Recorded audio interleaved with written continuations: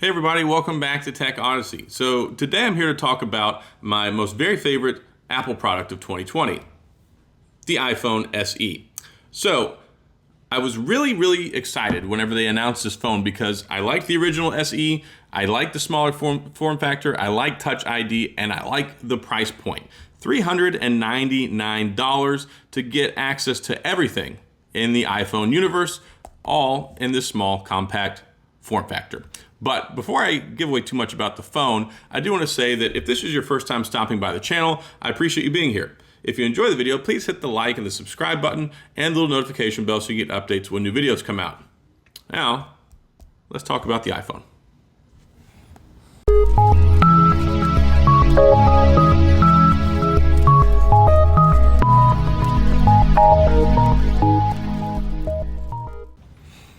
All right, so I already reviewed this phone. I already took a look at it when it first came out, but it's been out for a little while now. It came out in April. We're on the edge of July right now. So a lot of things have changed, but one thing that hasn't changed the same is my sentiment towards this phone.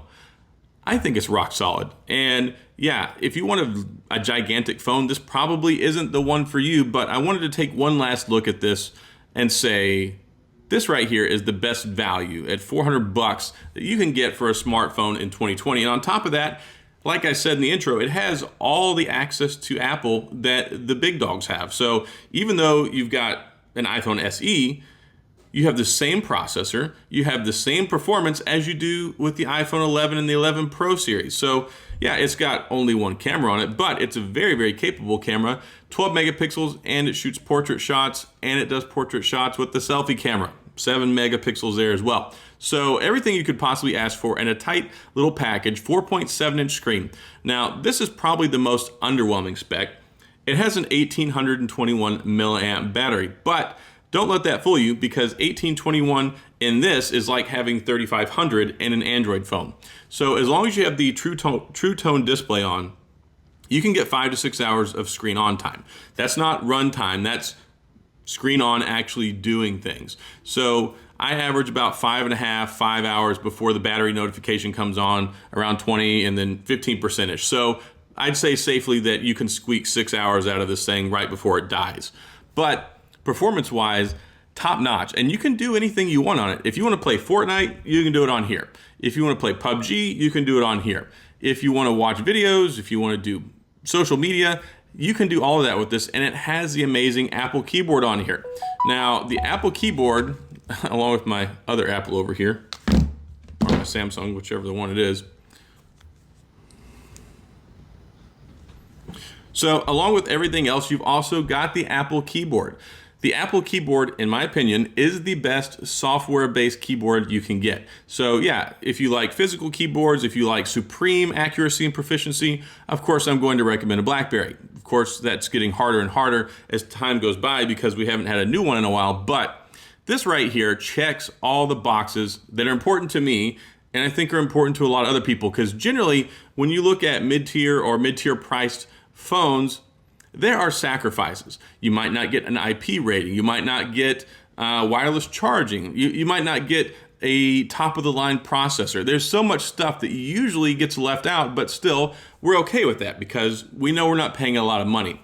Well, with this, $400. And here's another thing. If you're a student or if you're active military, you're a veteran, you're retired, you can get a 10% discount through Apple's website, which drops the price down even more. So that, and then there's a lot of carrier deals. I've seen carrier deals where you can get them way cheaper, $299 or $150 off or $300 trade-in, or there's a lot of ways that you can go about getting this phone if you don't want to just fork out the $400. But if you do, then you can buy it pretty darn cheap, because if you look at what else is out there, you're talking, $1,000 just to get an S20, not the S20 Plus, not the S20 Ultra, the S20, $999.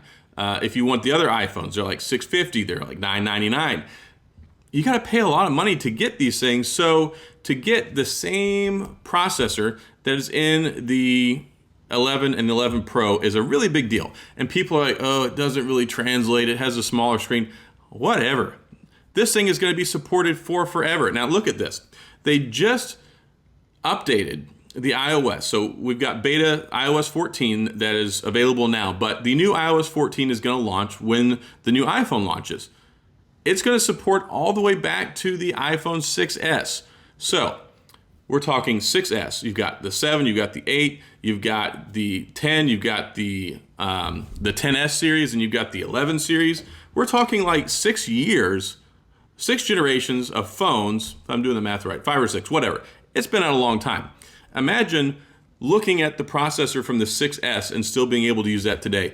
Think of how future-proof the A13 Bionic chip is going to be 5 years from now. It's a beast now. So super cool. It has 3 gigabytes of RAM, which is perfectly fine. This is the same body style as the iPhone 8, but it had 2 gigabytes of RAM. This one bumped it up to 3. It has wireless charging. It has IP67 dust and water resistance. As far as I'm concerned, it's got everything you could possibly need. And then you've got Apple Pay. You've got iMessage. You've got the iCloud for extra storage. You've got the Apple credit card, if I didn't say that. And you have so much more. Apple TV, Apple Music, the list goes on, and you're not going to get that anywhere else in any other series of phones. If you go pick up a Samsung phone or an LG phone or any other Android phone, you're not going to get 5 or 6 years of software support. You're not going to have all the other services, and I don't know if they're still doing it. When I bought this one, they did, but I got a year free of Apple TV Plus with this. So if that's still on the table, that makes it even cheaper, because that's like $50 worth of free TV stuff for the year. So it's such a compelling deal. Now, yes, if you want a phone that has a larger screen, this might not be it for you. It's only got a 4.7-inch LCD screen, but with a True Tone display, and Apple has the best LCD screens in the business, as far as I'm concerned, this is rock solid, and it works like a champ. I've been enjoying it, and the other nice thing is you can use it. Apparently I get messages while I'm talking. You can use this one-handed, and that's one thing that I really like about it, because you can reach all the way across the phone, and I don't have really big hands. So trying to use like a gigantic phone and trying to reach all the way across doesn't really work out anymore. And they have to come up with different ways to adjust the screen size and things, so you can try and use some features one-handed. You can use this pretty much anybody one-handed, which is nice, and it's so lightweight. And here's another kicker. You can go out and get iPhone 7 and iPhone 8 accessories that work just fine for it. I have this Nomad leather case that I got. Nomad is my favorite leather case. These normally run about $45-50, and since this is an iPhone 7, iPhone 8 case, I picked it up for $10 brand new on eBay, and I've been using that. So there's a wealth of accessories out there that you can get dirt cheap. I even got the iPhone 7, 8 screen protector. I got a 2-pack for like $10 or $8 or something. So I'm not making this video as a sales ad, because, of course, Apple is not my bread and butter. I mean, I cover all sorts of devices, but what I do get excited about is value and performance. And when value and performance meet in the middle and give you something like the iPhone SE, I get excited about that. Not just for me, but for the people that can get such a good phone at such a good price. Because let's face it, flagship phones are about all around $1,000 now. That's a lot of money. Like, I had a lot of heartburn when the iPhone 10 first came out, and they're like, oh, it's $1,000. I did not get one of those as soon as they came out. They were a lot of money. But this right here, $399, fantastic deal. And I'm going to throw something else in there, because I got this phone recently. This is the iPhone 8 Plus. This is basically like the SE Plus. And if we do get an SE Plus, it's effectively going to be like this. But seeing as this one is like almost 3 years old now, you can't even really tell much of a difference. So if you like the home button design with TouchID, you can go get an iPhone 8 Plus too. Really good deals on those. So yeah, all around, I think this is a solid phone. If you want to check out some of the pictures and stuff that I took, I made an entire review on this phone already. You can go check that out. The link is right down there in the drop down. Actually, you can hit the little pop-up thing there, and it'll take you straight to it. I did a bunch of camera samples, and yes, they look really good, especially for the $400 price tag. And if you can get even cheaper, that's better. And they also have trade-in stuff too. So if you want to trade in your 6S or your 7 or whatever, also a solid option. So price, great. Performance, fantastic. Longevity, unbeatable. That's why I thought this needed another look here a couple months after it's come out. I know the iPhone 12 is going to be coming up. So if you're interested in a larger phone, if you want one that has Face ID versus Touch ID, which I like Touch ID just fine. I actually kind of prefer it. Honestly, I'd kind of like if they put Touch ID and Face ID in, because I like being able to use the fingerprint sensor sometime, but sometimes having facial recognition is nice. But take a look at that. It's such a sleek, nice traditional iPhone form factor. You got the Touch ID button down there in the bottom. You still got the mute switch over here on the side. And it's just a nice looking device. And you get the black screen, black borders with the red and the product red. So you've got the product red edition. You've also got a black color and you've got a white color. So everything that you could possibly ask for, unquestionable performance, and the best track record, I think, in the smartphone industry right now. So, and one other feature that I want to talk about, it has stereo sound. So you've got a speaker up top, which is the handset speaker, and it has good call quality. So if you like to talk on the phone, this you can hear perfectly fine on. Oh, and one other thing, before I'm playing rabbit trails right now, but stereo sound, you got the speaker down at the bottom and then the one up top. So not, like I said, for phones, and when you play movies, apps, games, sound comes out of there too.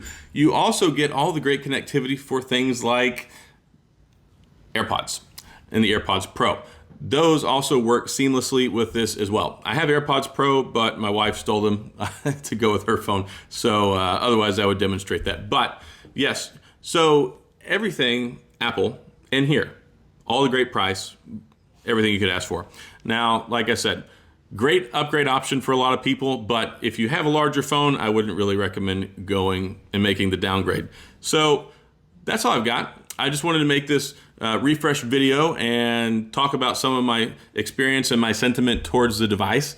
And if this is something you're on the fence about, hopefully this is something that has helped you to make your decision if you want to buy one, or if you don't want to buy one because you're holding out for the iPhone 12 or something bigger. Because of course, the new iPhone 12 is going to be really nice. And I think if I remember correctly, the rumors are saying there's going to be a 5.4-inch model, which is basically the same size as this. It just doesn't have the Touch ID, and it'll have Face ID and a full screen phone. So if you're in the market to get something in this form factor, but you don't want the Touch ID button, I think that's going to be coming out later in the year. So we can talk about that later on.